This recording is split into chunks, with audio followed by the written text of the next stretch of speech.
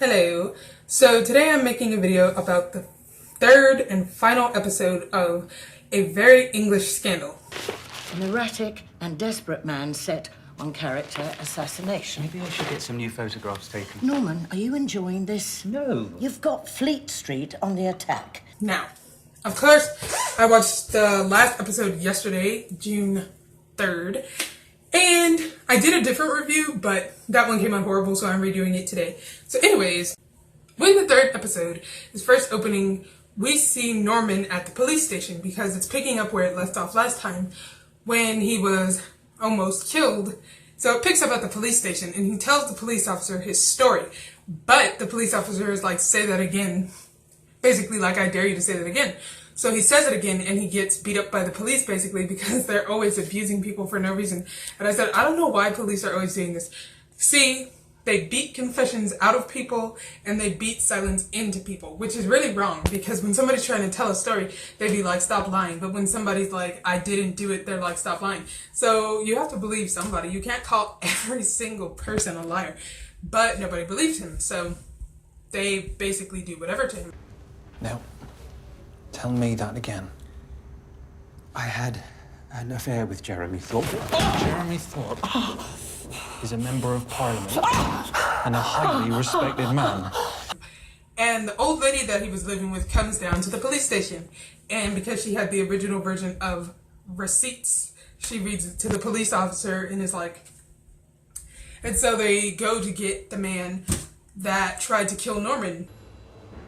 Oh, now you can stay on the front desk all your life, Sonny, or you can pass on this information and get yourself promoted. Which was good.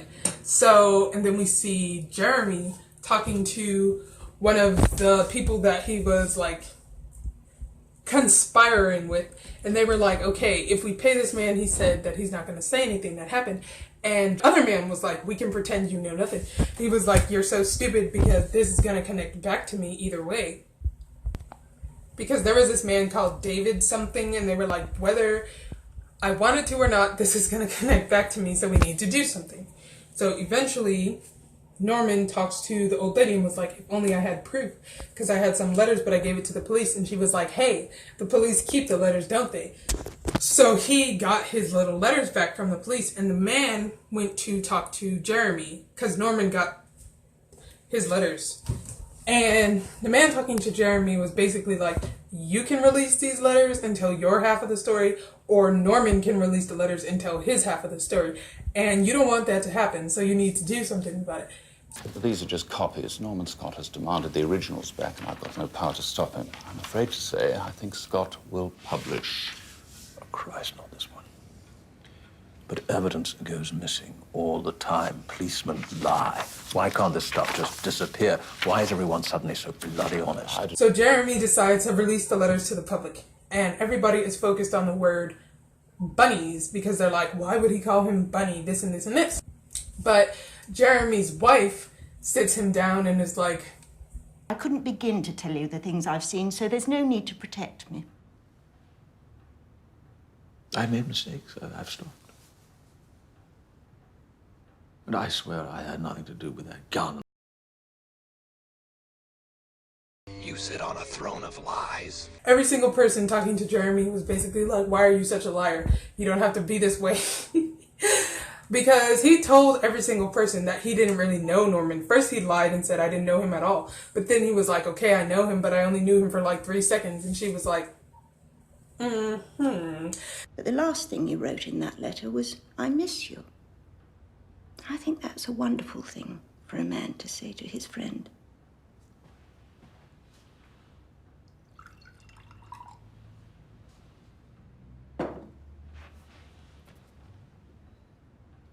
You all right?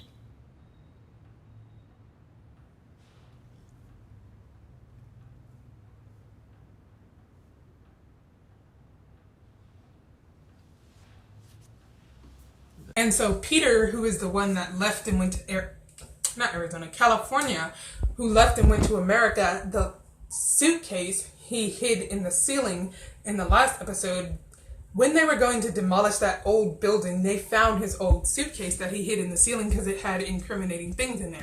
And it had Norman's 17-page Manifest Destiny in there. And I'm laughing because I said I almost forgot about Norman's letter to Jeremy's mom in the first episode.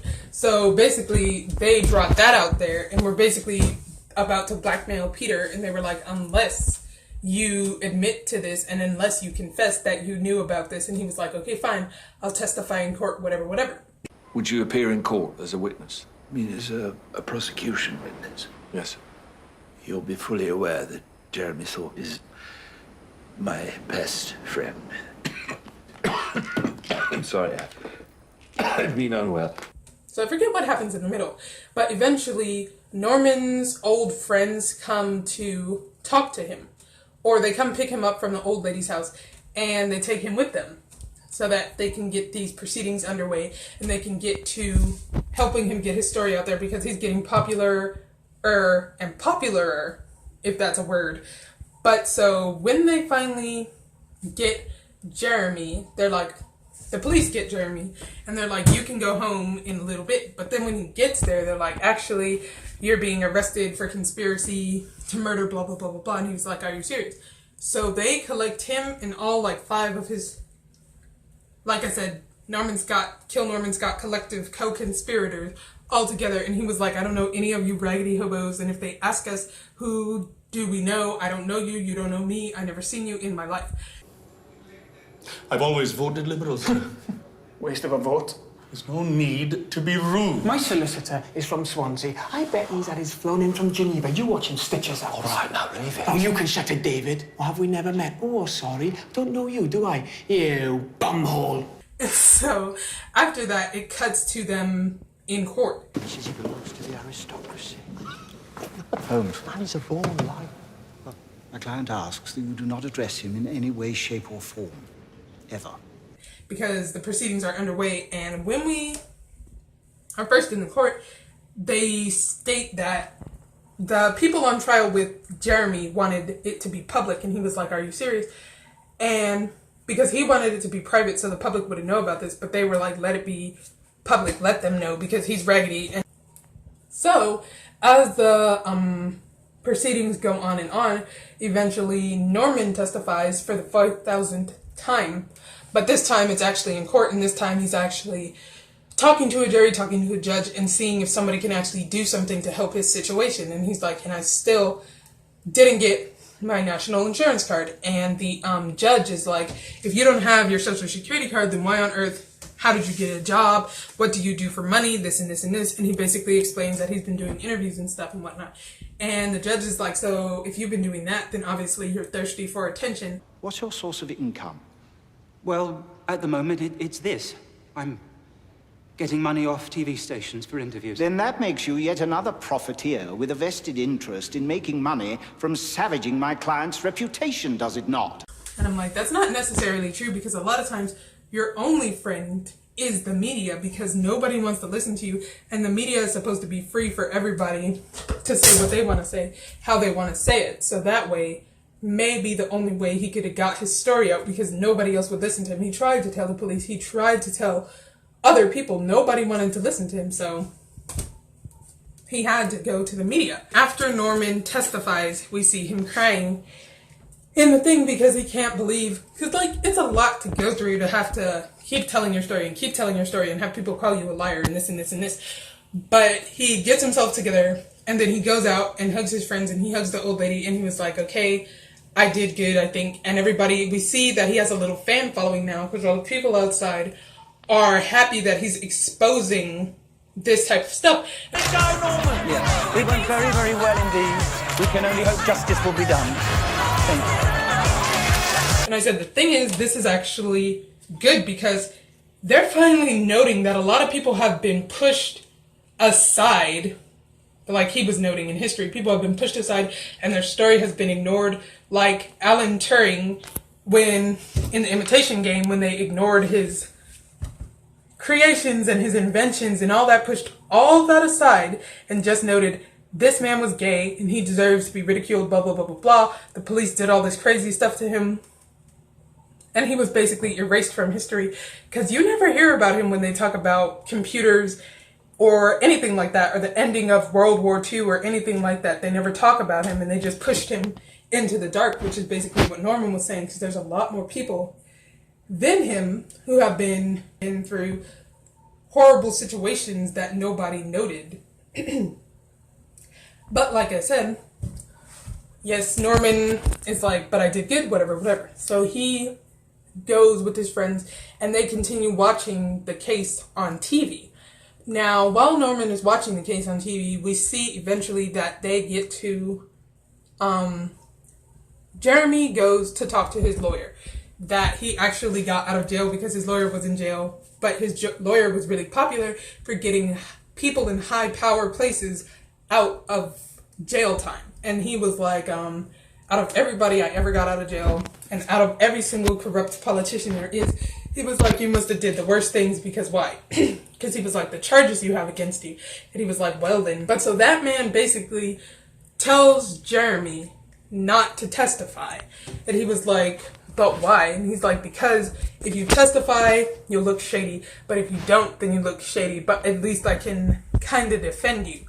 And I forget what part it's at, but while things are going on, we get to this eventual point where the man sitting next to Jeremy is like, you know, I used to be with different boys too, and I used to do this too, so it's not really that shocking to me, whatever, whatever. And I said, so the plot twist is that literally every single one of these politicians was literally gay and is now straight. They were all being with each other probably, because they always make that joke being like, oh, politicians are probably being friends with everybody, which they probably are. So I mean, but anyways, so he basically starts asking Jeremy why he would do something like that, or why he would lie like that. And he basically explains why he did what he did to Norman, and talks about the bad experiences, my leg is broken, that he had with these other boys. And I was like, my thing is, first of all, why was he all out in the middle of nowhere to meet these boys? And this one boy was at like the shipping docks or something, and I'm like, you should know that is the place that you're gonna get beat and punched in the neck.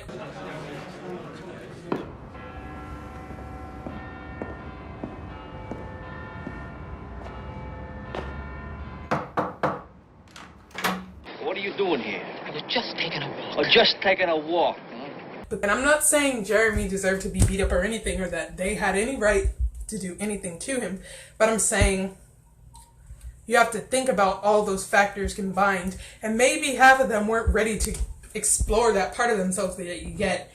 And that makes a lot of people violent when they're not ready to accept themselves for what they are, who they are. Touch me, dirty queer! Fuck! Touch me! Take it. Take it. Just take it. Like that.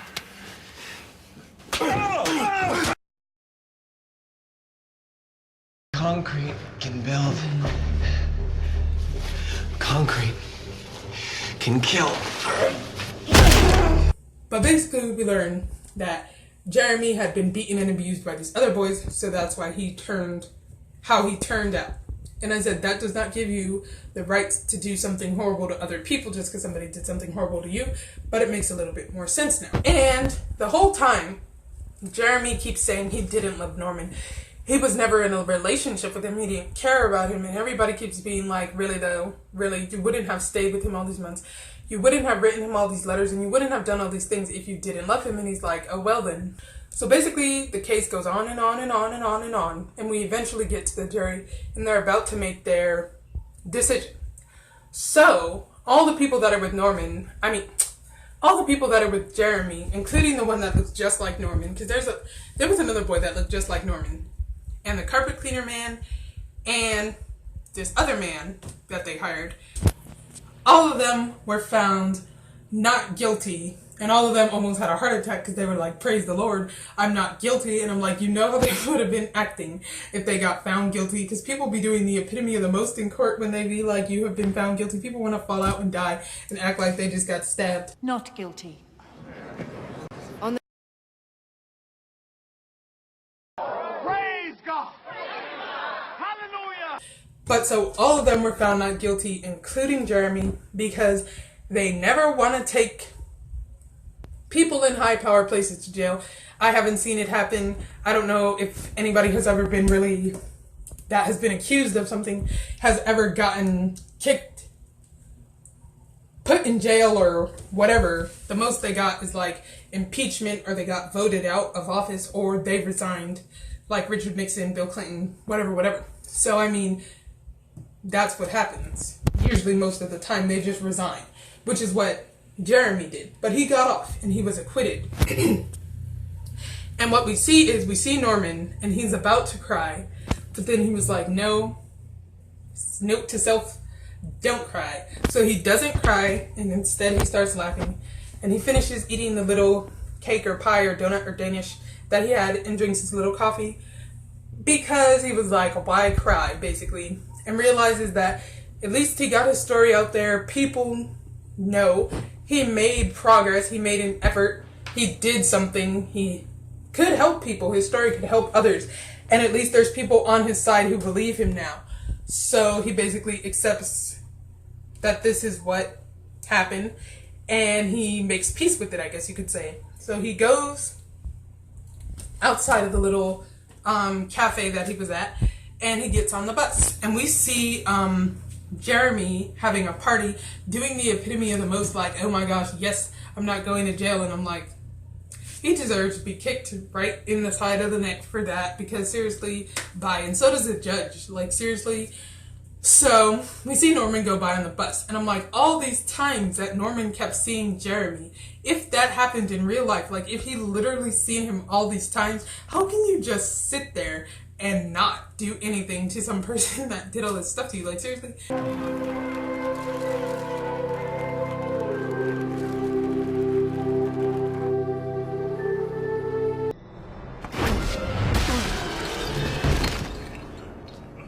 But so, yes. And basically, after the episode ends, we see them noting what happened to everybody after the trial, after the story, blah, blah, blah, blah, blah. And then we see Norman as he is today. And I was like, oh, good, they showed him now. And they said he has 11 dogs, but he still doesn't have his social security card. And I'm like, are you serious? All these years later, can somebody do something? Like, can somebody do something about this situation? Because that is literally ridiculous. It's been like 57 years. Somebody needs to do something about that. But in the end, I would give the show an 8.5 and 4.5 stars. Altogether, that's what I rated. Like, each episode, all 3 episodes, really good. That is my final review and rating. So I thank you for watching, and I'll see you in the next video.